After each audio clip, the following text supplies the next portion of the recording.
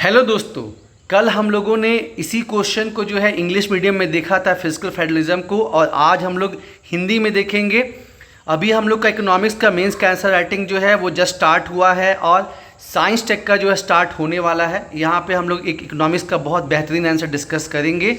राजकोषीय संघवाद से आप क्या समझते हैं, राजकोषीय संघवाद से जुड़ी चुनौतियों का क्या है मतलब, ठीक है। 40 नंबर का है। क्वेश्चन को अच्छे से समझना, उसको ब्रेक करना है। और क्वेश्चन में आपको पता ही है कि 6 अलग अलग पार्ट होते हैं।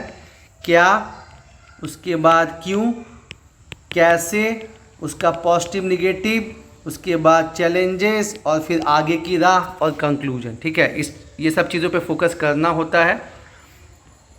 तो देखिए, पहले यहाँ पे डिफाइंड किया गया है, एक स्टेटमेंट दिया गया है कि राजकोषीय संघवाद एक संतुलित दृष्टिकोण है जो केंद्र और राज्यों के बीच वित्तीय शक्तियों को साझा करता है, जिससे विकास और समानता सुनिश्चित होती है।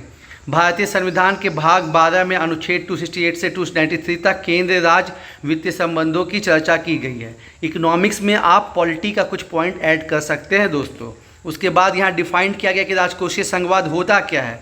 तो जर्मन अर्थशास्त्री रिचर्ड मुस्ग्रोव द्वारा विकसित अवधारणा राजकोषीय संघवाद संघीय व्यवस्था में सरकार के विभिन्न स्तरों के बीच वित्तीय संबंध और संसाधन आवंटन का वर्णन करती है, ठीक है। सेंटर टू स्टेट और फिर स्टेट से आपका जो है लोकल गवर्नमेंट। भारत में राजकोषीय संघवाद से तात्पर्य है केंद्र तथा राज्यों के बीच वित्तीय शक्तियों का जिम्मेदारियों के बंटवारे से है, ठीक है। तो क्या डिफाइन कर दिया गया, पहला जो है मीट हो गया।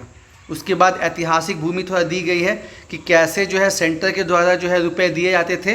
तो पहले योजना आयोग भी था, वो भी जो है स्टेट को रुपए आवंटन करता था, अब तो ख़त्म हो गया है। और आपका वित्त आयोग भी, ये अब रेलेवेंट नहीं है योजना आयोग वाला।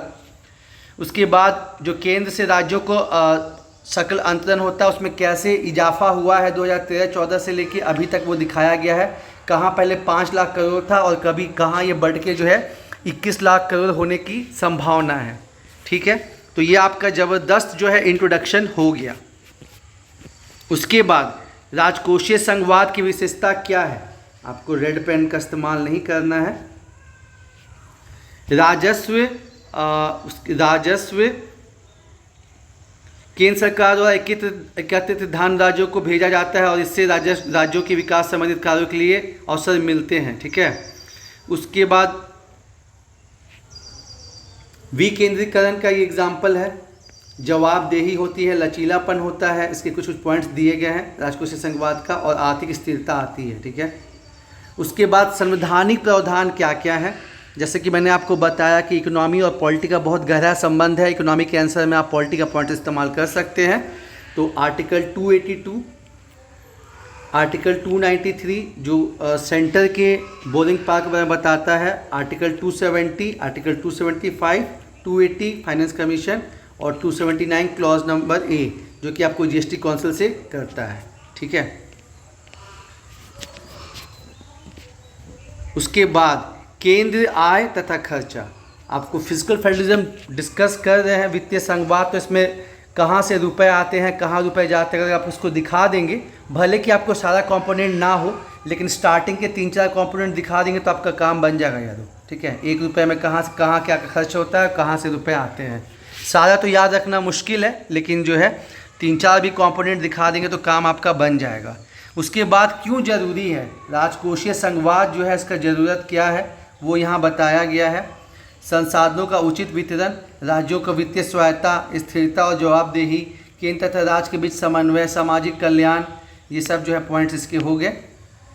उसके बाद केंद्र बजट 2025-26 में इसका जो 4 स्तंभ है उसके बारे में बात की गई है। स्तंभ 1 हो गया कि जो केंद्र सरकार ट्रांसफ़र करती है फाइनेंस कमीशन के रिकमेंडेशन पे, और सेंट्रल स्पॉन्सर्ड स्कीम आपका स्तंभ 3 हो गया।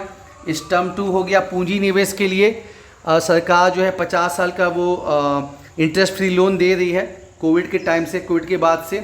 और स्तंभ 4 हो गया कि जो राज्य हैं उनको उधार लेने में जो है लचीलापन दिखाया गया है, ठीक है।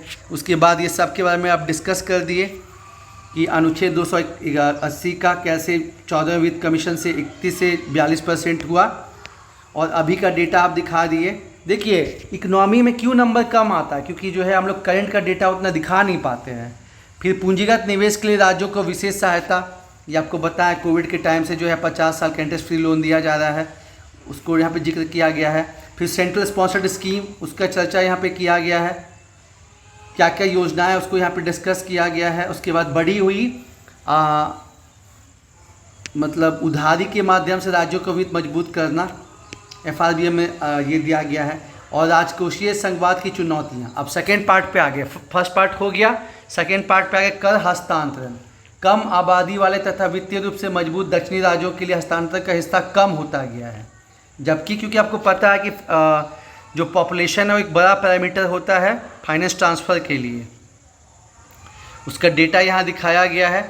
उसके बाद 7वीं अनुसूची से संबंधित मुद्दे, इसको जो है अमेंड करने की बात की जा रही है, क्योंकि आपको पता है कि कुछ कुछ जो चीज़ें हैं जैसे सेस और सरचार्ज, उसका रुपए डिस्ट्रीब्यूशन नहीं होता है, उसको लेके प्रॉब्लम चल रहा है। राज्य को अनुदान में कमी आई है, और ये आपको बताया सेस सरचार्ज वाला पॉइंट यहाँ पे GST में प्रॉब्लम आ गया था। और सार्वजनिक व्यय का केंद्रीकरण, उसके अलावा अब वित्त आयोग की सिफारिशें क्या हैं वो यहाँ पे दिखा दिया गया है 4-5 पॉइंट में। क्योंकि देखिए आप जो है राजकोषीय संघवाद बता रहे हैं, तो आपको जो 15 फाइनेंस कमीशन है उसका मेन रिकमेंडेशन जो है आपको बताना ही बताना है, होता है ना। मेंस में तो आंसर में बहुत वेरिएशन होता है, डिपेंड करता है आप कितना कंटेंट डाल रहे हैं। उसके बाद इसका फ़ायदा क्या है, कुशल संसाधन आवंटन, नवाचार को प्रोत्साहन, जवाबदेही को बढ़ावा। और हानि क्या है, राज्यों के बीच असमानता, राजकोषीय असंतुलन, जटिल संरचना कर। अब आगे की राह, अगर आप इकोनॉमिक्स के आंसर लिख रहे हैं तो आपको आगे की राह बताना बहुत ज़रूरी है। और यहाँ आप ध्यान रखें, रेड पेन का इस्तेमाल नहीं करना है। राज्यों की कर हिस्सेदारी में वृद्धि हो, 16 फाइनेंस कमीशन को ये बोला जाए कि वो जो 41% है उससे बढ़ाए। उसके बाद जो केंद्र सेक्टर स्कीम है उसमें जो है संशोधन होना चाहिए। GST से संबंधित मुद्दों का समाधान, उधार लेने की सीमा में ढील देना, खासकर जो राज्य सरकार है आर्टिकल 293 के अंदर, उन पर बहुत सारा लिमिटेशन, उसको ठीक करना चाहिए। कराधान शक्तियों पर पुनर्विचार, स्थानीय सरकार को सशक्त बनाना और उपकर अधिभार का निर्भरता कम करना। और लास्ट में निष्कर्ष, भारतीय संविधान संघात्मक है तथा अनुच्छेद 1 भारत को राज्यों के संघ के रूप में परिभाषित करता है तथा राजकोषीय संघवाद भारत जैसे देशों के लिए वित्तीय शासन की रीढ़ है।